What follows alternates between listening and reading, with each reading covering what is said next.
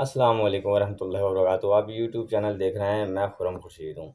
عموماً نا تدفین کے ٹائم پہ یہ بڑی عام سی چیز ہے، کامن سی چیز ہے کہ ایک تو عہد نامہ رکھتے ہیں قبر میں میت کے ساتھ۔ ویسے میں نے آج تک عہد نامہ پڑھا نہیں ہے، مجھے نہیں پتا اس میں کیا لکھا ہوتا ہے کیا نہیں لکھا ہوتا، کیونکہ میرا اس بات پہ بلیو بھی نہیں کہ اسے رکھنا چاہیے۔ اچھا، دوسرا، جب میت کو اتار دیں گے تو ایک کچی اینٹ اٹھائیں گے، اس پہ انگلی سے یا کسی چابی سے ایسی نا، یا کسی دن کے سے کلمہ لکھیں گے جو کہ اس پہ نظر بھی نہیں آ رہا ہو کچی اینٹ پہ، اور اس کو بھی قبر میں رکھ دیں گے۔ دیکھیں، ہمیں یہ سوچنا چاہیے کہ کیا یہ کہیں حدیث میں ایسا ہے،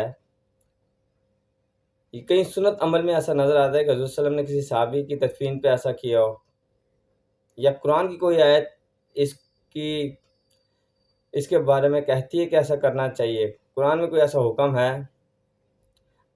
اگر نہیں ہے تو یقیناً یہ ہم غلط کر رہے ہیں۔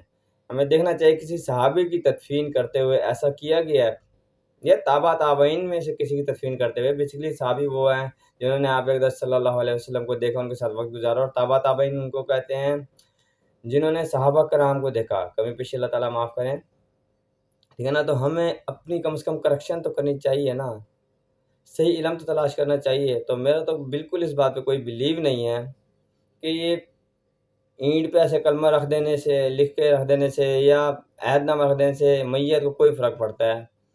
کوئی فرق نہیں پڑے گا۔ صاف صاف لکھا ہوا ہے قرآن میں بھی، حدیث میں بھی، آپ کو یہ نظر آئے گا کہ آپ کا جو بھی آپ کے کام آئے گا وہ آپ کے اعمال آئیں گے، یا آپ کے جو لوائقین ہیں وہ آپ کو پڑھ کے بخش رہے ہیں، ٹھیک ہے نا؟ ہمیں کوشش کرنی چاہیے کہ ہم اپنے کم از کم کریکشن کریں، اپنے آپ کو صحیح کریں اور صحیح علم کی تلاش میں جائیں، ٹھیک ہے نا؟